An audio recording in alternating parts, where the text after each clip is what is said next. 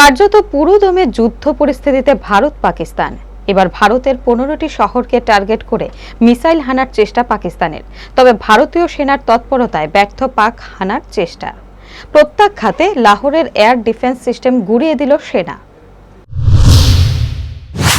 বুধবার রাতে পাকিস্তানের তরফে ভারতের সীমান্তবর্তী 15টি শহরে ক্ষেপণাস্ত্র হামলার চেষ্টা চালানো হয়েছে। এই শহরগুলির মধ্যে অন্যতম শ্রীনগর, জম্মু, পাঠানকোট, অমৃতসর, কপুরথলা, জলন্ধর, লুধিয়ানা, চণ্ডীগড়, ভাতিন্ডা। পাকিস্তান মূলত ড্রোন এবং মিসাইলের মাধ্যমে এই হামলা চালায়, কিন্তু সেনা সূত্রের খবর পাকিস্তানের হামলা সর্বতোভাবে ব্যর্থ করেছে ভারতের ইউএএস গ্রিড এবং এয়ার ডিফেন্স সিস্টেম। ভারতের আকাশসীমা রক্ষার কাজে মূলত হাতিয়ার হিসেবে ব্যবহৃত হয়েছে S-400 সুদর্শন চক্র। বিশ্বের প্রথম সারির সুরক্ষা ব্যবস্থার মধ্যে অন্যতম এই সিস্টেম অন্তত 600 কিলোমিটার দূর থেকে উড়ে আসা ক্ষেপণাস্ত্র চিহ্নিত করতে পারে এই সুদর্শন চক্র। 400 কিলোমিটার দূর থেকে ক্ষেপণাস্ত্র নিষ্ক্রিয় করতে পারে এই সিস্টেম। পাকিস্তান যে ড্রোন এবং মিসাইলগুলি দিয়ে হামলা চালানোর চেষ্টা করেছিল, সেগুলি কার্যত ধ্বংস হয়েছে এই সুদর্শন চক্রের প্রভাবে।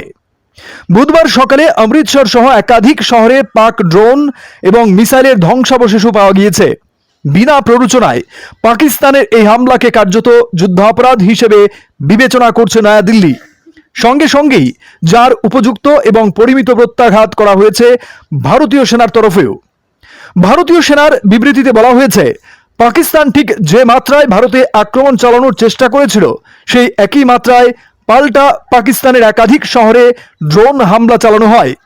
সেনার দাবি, ভারতের পাল্টা হানায় লাহোরের এয়ার ডিফেন্স সিস্টেম ধ্বংস হয়ে গিয়েছে। বস্তুত পাক সংবাদ মাধ্যমের খবর বলছে, সে দেশের অন্তত 15টি শহরে আজ সকাল থেকে ড্রোন বিস্ফোরণ হয়েছে। ঘুরিয়ে ভারতীয় সেনাই সেই হামলার দায় নিল। তবে ভারতীয় সেনা স্পষ্ট জানিয়েছে, শান্তি রক্ষায় আমরা বদ্ধপরিকর, কিন্তু আমাদের শান্তি রক্ষার প্রয়াসকে সম্মান করা উচিত পাক সেনারও। ভারতীয় সেনার বিবৃতিতে বলা হয়েছে, অপারেশন সিন্দুরের পর থেকেই সীমান্তে গুলিবর্ষণ বাড়িয়ে দিয়েছে পাকিস্তান, যার জেরে 5 শিশু ও 4 মহিলা সহ 16 জন নিরীহ নাগরিকের মৃত্যু হয়েছে। তাই বাধ্য হয়েই জবাব দিল ভারতীয় সেনা। যেভাবে দুই দেশের সেনা সরাসরি একে অপরের বিরুদ্ধে হামলা চালানো শুরু করেছে, তাতে একটা জিনিস স্পষ্ট, দুদেশের মধ্যে কার্যত যুদ্ধ পরিস্থিতি তৈরি হয়ে গিয়েছে। Bureau report, headlines Tripura national.